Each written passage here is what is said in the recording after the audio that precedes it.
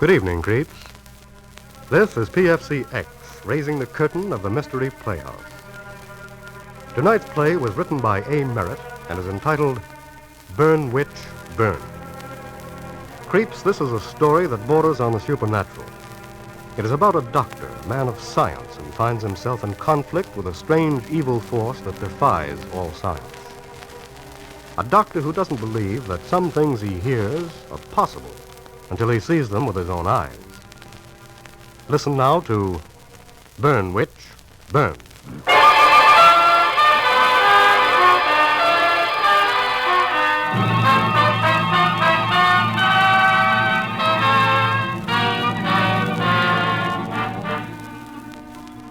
My name is Dr. Lowell. The laws of science have always been the horizon of my understanding. That is, until recently. Now I'm confused, bewildered. I've seen things which could hardly occur according to scientific explanation. Awful, gruesome things. Things which belong in the Dark Ages. It all began on that day when that notorious gangster, Julian Ricori, brought one of his gunmen into my hospital. The man died horribly. Most horribly. I stood there studying the terror-frozen face of the dead man. I was baffled, but I couldn't accept the explanation of Ricori, who kept mumbling. La Strega. La Strega. What's that you're saying, Ricori? La Strega, the witch. That's who killed Peters. Well, look here now. You've upset my hospital staff badly enough bringing that man in here without any regard for the proper procedure. It was an emergency, Dr. Lowell. Nevertheless, now you have the audacity to suggest some ridiculous superstition as the cause of his death. Which, indeed. Then you tell me what killed him, doctor. When the autopsy report comes in, we'll know. You'll know nothing. Look at Peters there. Look at the face. You've seen men die before, lots of them. Well? Did you ever see a man look as he did before he died? You saw the eyes, the staring up at you, through you, beyond you into a world of fear and terror. You want me to believe he was killed by black magic? By a witch? I don't care what you believe, it's true. Mr. Ricori, I have other patients. Doctors, you're blind fools. Oh, come in, Dr. Braille. Goodbye, Mr. Ricori. You can make arrangements with the nurse outside for the removal of your friend's body. Doctors. Hold. Say, he's mad. Yes. How's Nurse Waters? I gave Edith a sedative. This man's death was certainly a harrowing experience. No question about it. I myself never experienced anything like it. The horror of his expression, the convulsions, was as if the whole trouble was in the man's mind, not the body. Stop it before you begin to sound like Ricori, who believes a witch killed him. A witch? Did you ever hear of anything so absurd? My impression suggested something in the nature of murder. Murder? Yeah, well, not in the ordinary sense of the word. It seems as if there was a will determined to kill his body. Well, then you mean suicide. I've watched a few die in my time because they lost the will to live. No, I meant there was another's will. Another's? Yes. A will stronger than Peter's gripped his, stifled it. Then, in complete possession, willed his death. Dr. Braille. I know it sounds far-fetched. Edith. Nurse Waters, you were told to lie down. I couldn't. Oh, Bob, What is it, dear? I'm afraid. Of what? I don't know. I can't explain it. That man lying there, Peters. Dr. Lowell speaking. Very well, I'll be there at once. That was the serology lab. They found something odd in Peter's blood. I'll be there if I'm needed.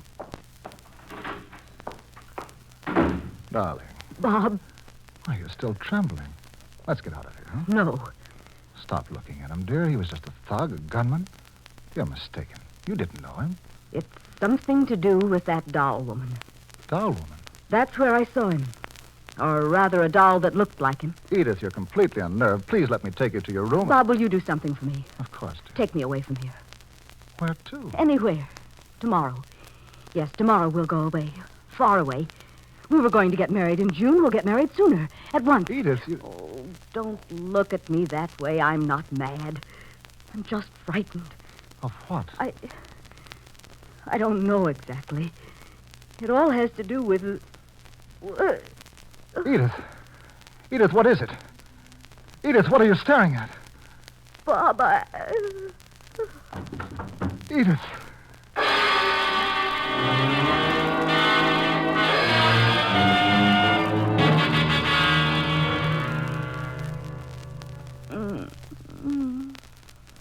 We've got to save her, Dr. Lowell. We're fighting what killed Peters.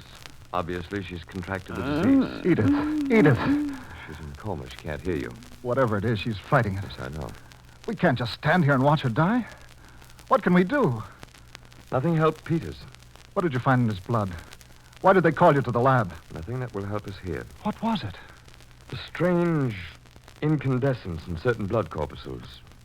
No doubt Ricori would call it witch fire. Dr. Lowell, look. Her eyes. She's opening and closing them. Maybe she's trying to say something. 2, 3, 4 times. Now 6, 7, 8, 9. She stopped. There, once again. Her pulse is weakening. Edith. Edith, my dearest. Fight. Edith. Edith. I'm sorry, my boy. She's gone.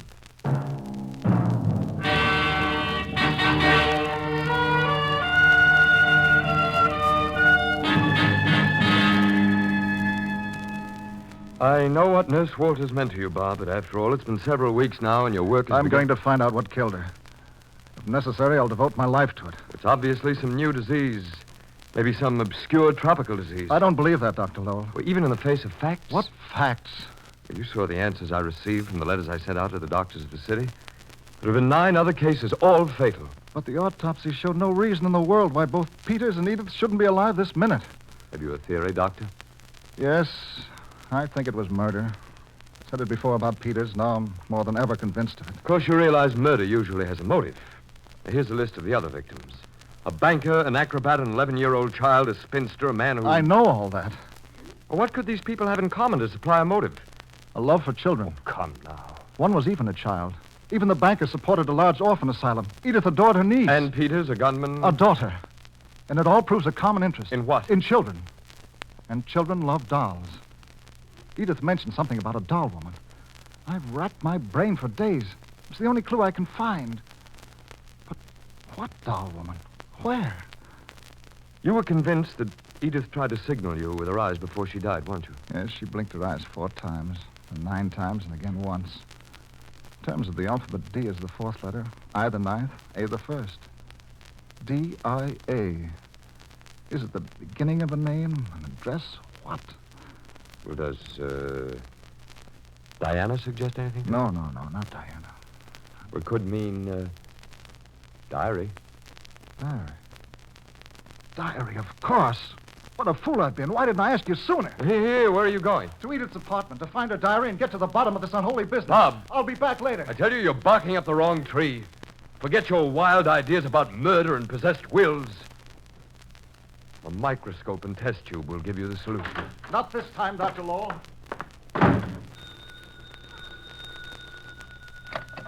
Dr. Lowell speaking. What's that? Ricori's been stabbed. Very well, I'll be right down.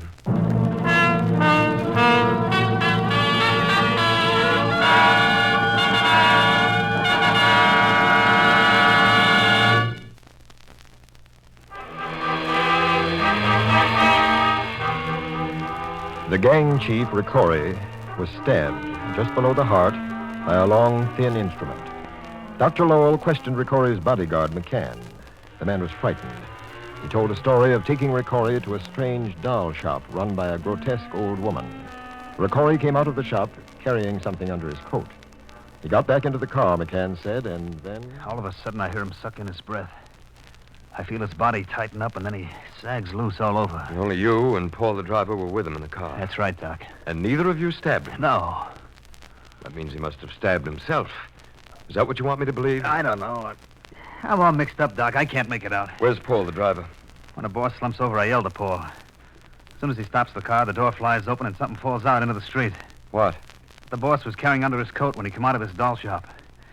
It was dark. I couldn't see what it was. Paul jumped out after it. I grabbed the wheel and raced here. It's a pretty thin story, McCann. Doc, I wouldn't hurt the boss. You gotta believe that. I wouldn't hurt him, Doc. Oh, Mac, I got it. Paul, the boss ain't croaked. He might pull through. Doc, this is Paul, the driver. Hiya. I got it. Here. This is what the boss had under his coat. It's a doll. Let me see that. Look at the face. Holy mother. Isn't that the face of... Peters. The spitting image of Peters. And what's this running down the back of its collar? Looks like a big hat pin. No. It's a sword. A tiny sword. And there's blood on it. Ricordi's blood. Holy mother in heaven. Dr. Braille, I'm glad you're here. What's happened? Julian Ricordi was stabbed. I know. I just spoke with him. He said he was stabbed by a doll. Nonsense. He was stabbed by this tiny sword, yes, but how could the doll stab him? What's this? The doll. If you look closely at the face, you'll see it's the face of Peters. It's what Edith meant when she said she saw Peters before. She saw this doll. She saw it at the doll maker when she went there. I found it all in her diary, Dr. Lowell. I cannot believe this doll stabbed Ricordi. Your explanation, then. Well, I'm beginning to believe that maybe this doll woman is involved, but everything can be explained scientifically. I don't know, post-hypnotic suggestion, perhaps. This doll woman might have hypnotized Ricordi to stab himself, but suggested he should think he was attacked by the doll. Completely unsound, Dr. Lowell. Experimentation has proven over and over again that no subject under hypnosis will commit any extreme act that he wouldn't commit normally. I know. But perhaps this woman has developed hypnosis beyond anything yet to... Dr. Lowell, what is it? What's wrong? Dr. Lowell! Dr. Lowell! Stop shaking me. Are you all right? Of course. Just felt a bit faint. You looked as if you were in a trance. It's La Strega. Like the boss says. La Strega. I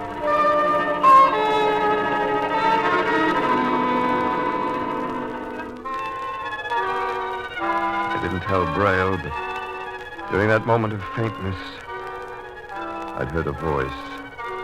A beautiful, low, exotic voice. And it said, kill Ricordi. That night I sat up with Ricordi, who had fallen into coma. Doc, Paul and me will be right outside the door. If anything happens... No. Stay here. Okay, Doc. Now listen to me carefully, both of you. Obey me in every detail.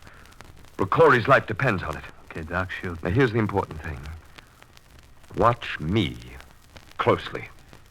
Watch you, Doc? Yes. If I should go to your chief, it'd be to do one of three things only. Take his pulse, listen to his heart and breathing, take his temperature. If you see me do anything else, stop me. But, Doc, if I resist, tie me up. Then phone Dr. Braille. Here's his number. Now, is everything understood? Yeah. Okay, Doc. Paul? I don't like it, but all right. Paul, will you switch off the ceiling light? The bed light will be enough. Yeah. Okay.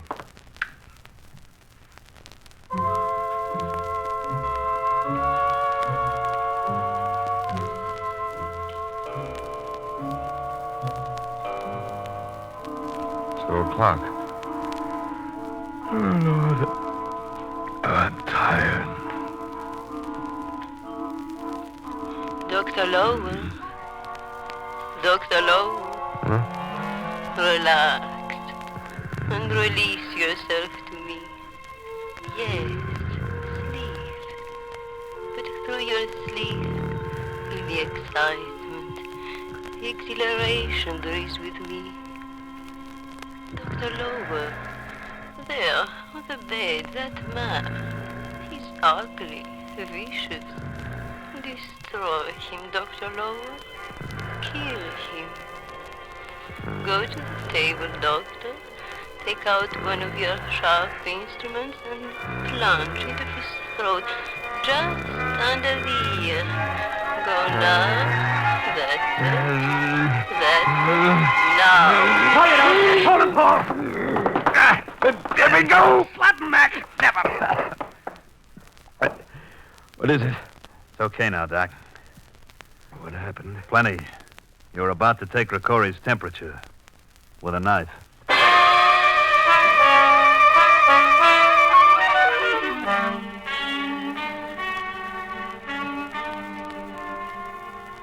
That settled it. I couldn't argue anymore. Hypnosis, telepathy, call it what you will. I believed in the witch now. And I knew that eventually I would destroy her, or she would destroy me. Before leaving Ricori's room because of some inexplicable compulsion, I took Ricori's gun. Later, as I was preparing for bed, Dr. Braille came in. Impulsively, and again as if compelled, I hid the gun in the drawer of my night table. I heard what happened, Dr. Lowell. We should notify the police. Police would laugh at us. We haven't a solitary shred of evidence that this doll woman is behind this thing. You're right, of course. Tell me, how's Ricori? His recovery's amazing. He's even walking about. I'm staying just outside your door. I've rigged myself up a cot. Why? I don't know.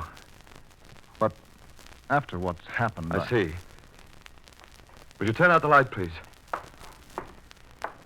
Thank you. Good night. Good night. Remember, if you hear anything, call me.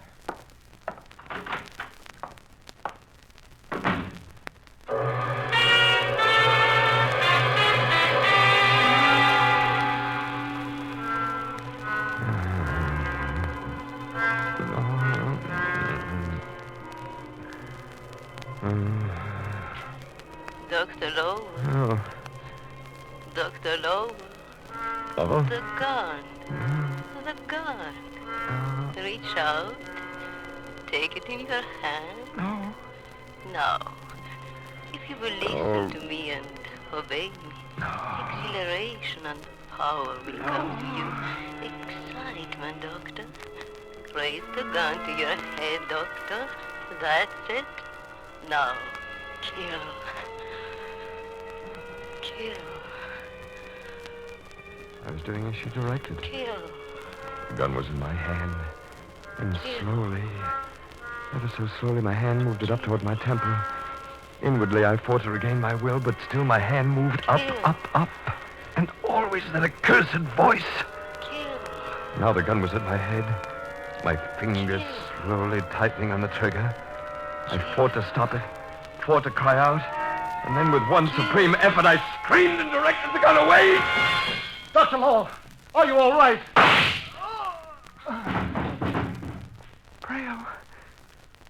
Braille. Oh, good Lord. I've shot him.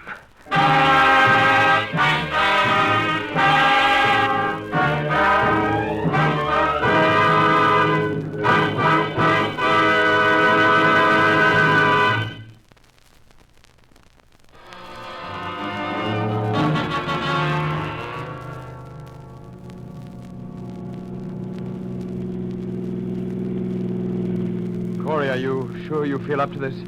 You want to destroy the witch, don't you? Well, we can't waste another minute. It's either she dies or we die. I don't want to die that way. How's Dr. Braille? Better. He'll recover. Good. When we get there, Corey, you, McCann, and myself will go in. Have your other men in the other cars surround the place. Keep your gun handy, McCann. Right. Here we are, boss.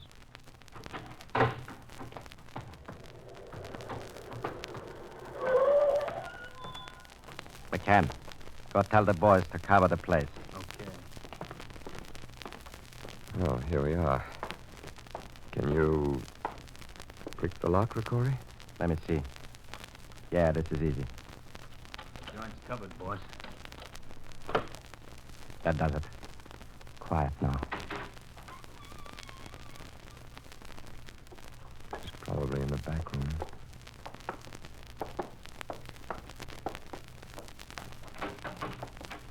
Good evening, gentlemen. Lestrade.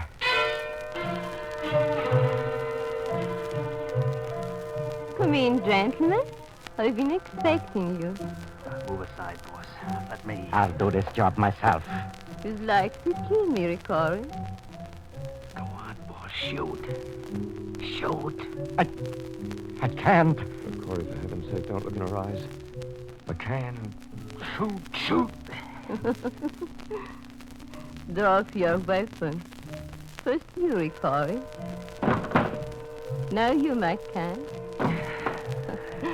So, you see, Dr. Lover, I'm only a timid old woman, very old, ages old, and with all the dark wisdom of the ages. No, don't try it once. You can't, because I've willed it so.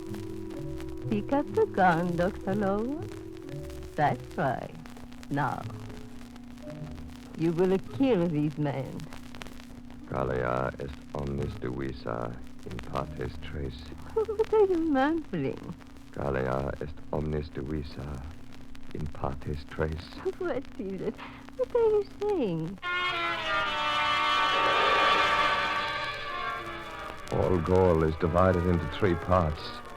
A trite jingle from schoolboy Latin. I kept saying it over and over. Gallia est omnis divisa in partes tres. As long as I said it, I knew I could keep my mind a blank. And she could not hypnotize me. Gallia est omnis divisa in partes tres. I turned the gun on her.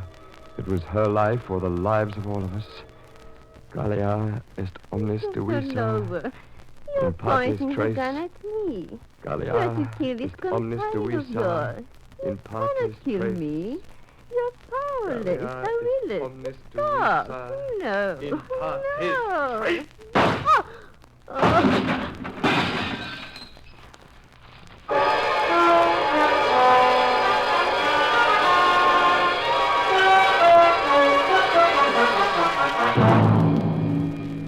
Traeger was dead.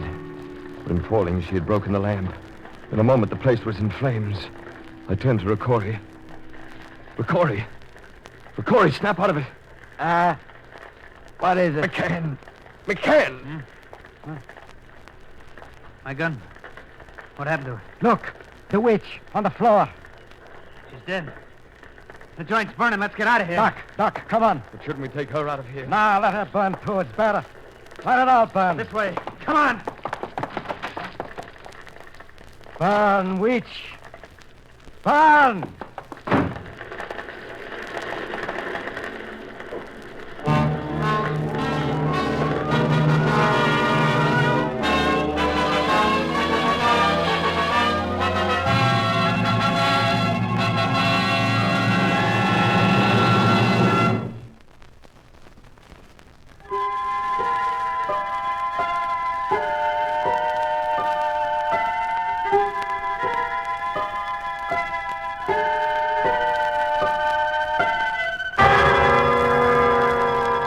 That creeps rings down the curtain of the Mystery Playhouse for tonight. Burn, Witch, Burn was adapted for radio by Joel Hummert. The music was composed and conducted by Alexander Semler. Arnold Moss was featured in tonight's play. For Creeps until next time, this is PFCX reminding you to sleep tight. Good night.